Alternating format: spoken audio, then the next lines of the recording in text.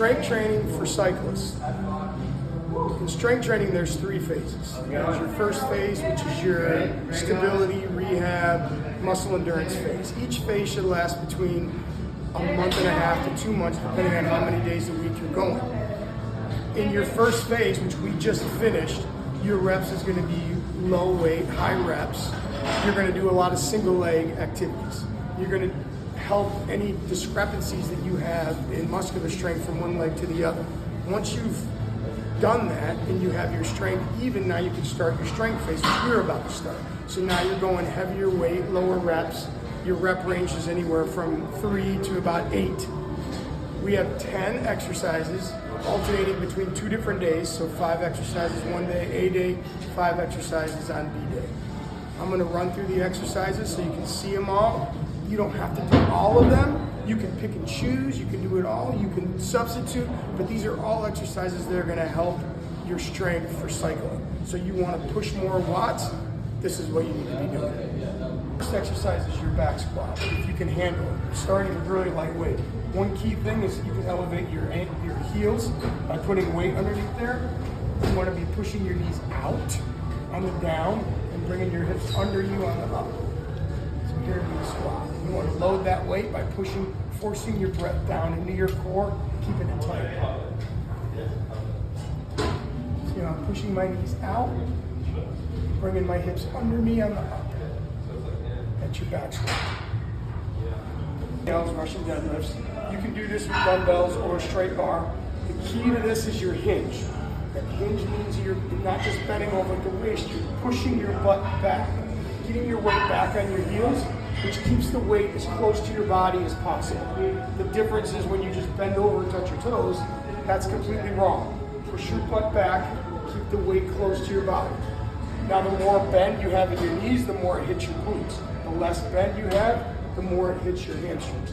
This is pretty much the bend that we're going to use when we do RDLs. This will also help strengthen your hamstrings. RDLs. Good. Go ahead. Next lift, number 3, this is your alternating side lunges. This is a good lift to tell whether you're strong with both legs or not. Your feet are nice and wide. This is going to work your glutes and your adductors. So you're just going to lunge to the side, sit on your heel. That's 1. If you are really weak on one side, like I am, you need to probably go back and do more rehab on that weaker leg. The weight should be back on your heel. Alternating side lunges. Simple leg extensions. I'm still doing these single leg though because of my injury and the deficiency in my left leg. This is great for your rotation between 10 and 2 o'clock. That kick at the top of your stroke, that's why we want to do leg extensions. So, and basically when you're pedaling, it's really from here to here is what we're talking about. That's your 10 to 2. If you don't have a big difference, you can do just as many reps with this weight on your left leg as you can with your right, then you can just stick to double leg. But if you notice a huge difference, like for me, it's much easier on my right than it is for my left, so I'm still continuing to increase the strength on my left leg. Leg extensions, number 4. Go ahead. It's our last exercise. This is single leg glute bridges. Now, if you don't have a discrepancy, you don't notice a difference between the strength in one leg and the other leg, then you can just do double leg.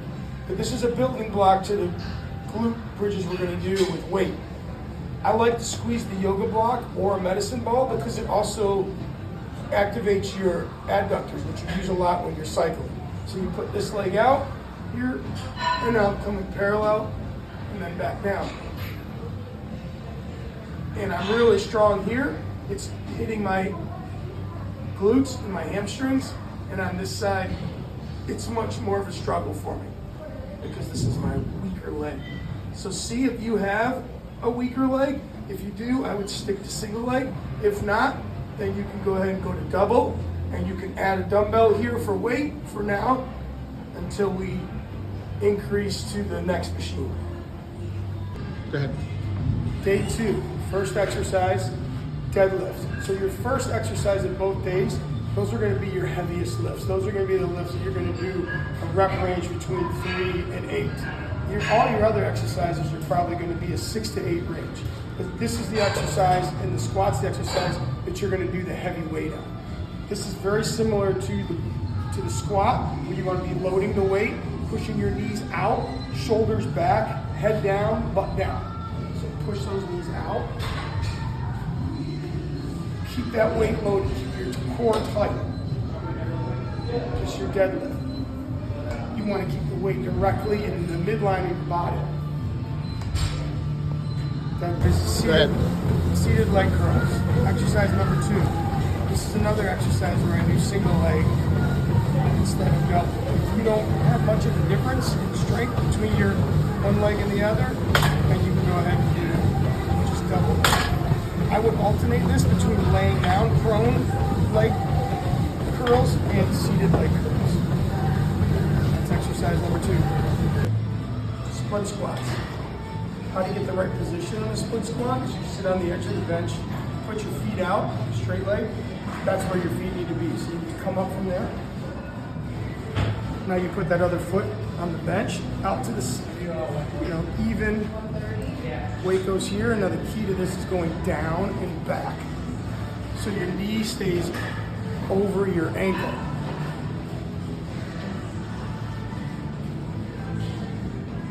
Your split squats. And then the other side. Down and back. This takes some practice to get used to this. Because everyone's going to want to go straight down. So down and back.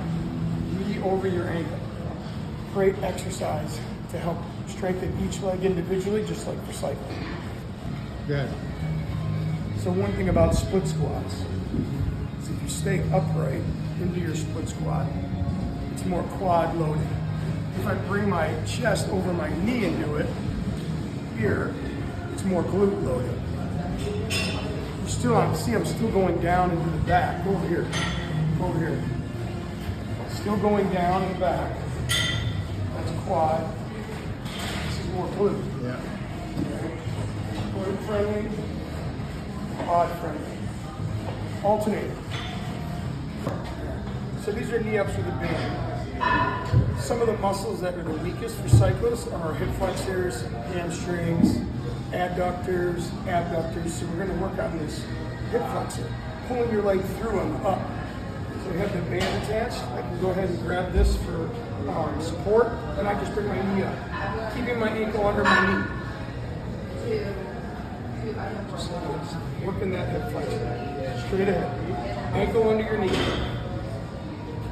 Other leg, you just switch legs. Same thing. Knee ups with the band. Good? Yep.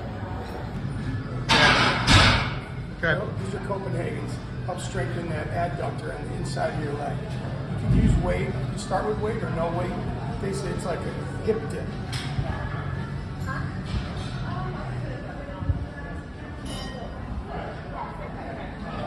Copenhagen's. Okay. So these are alternating Supermans, which is perfect. Everything you want to be alternating, just like you do when you're cycling. Pushing, changing, because you want to be strengthening the muscles as you're transitioning from one leg to the other. When we do palms together, head down.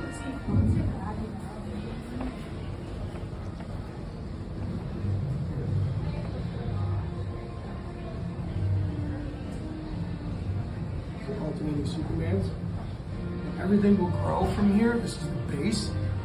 So you have to do this before we move on to the next step in our core strength. Rotations, Russian twist. Rotations are key. Help strengthening your core all the way around. You can do this with or without weight. Feet off the ground, back straight, engaging that core, going rounded back. Chest out, shoulders back. That's one. The farther out you bring the weight, the harder it's going to be. The closer you keep the weight to your body, the easier it's going to be. So you notice how my back stays nice and straight, shoulders back. These are Russian twists. All right, plank's the last exercise. Again, these are just basic core exercises for right now, and we're going to build off these.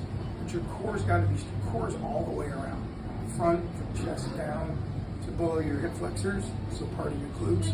This whole cylinder is your core.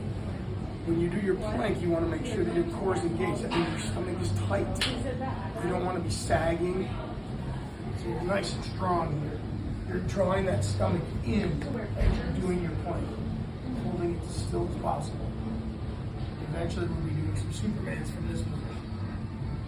You can start with sets of 30 seconds. It's up to you.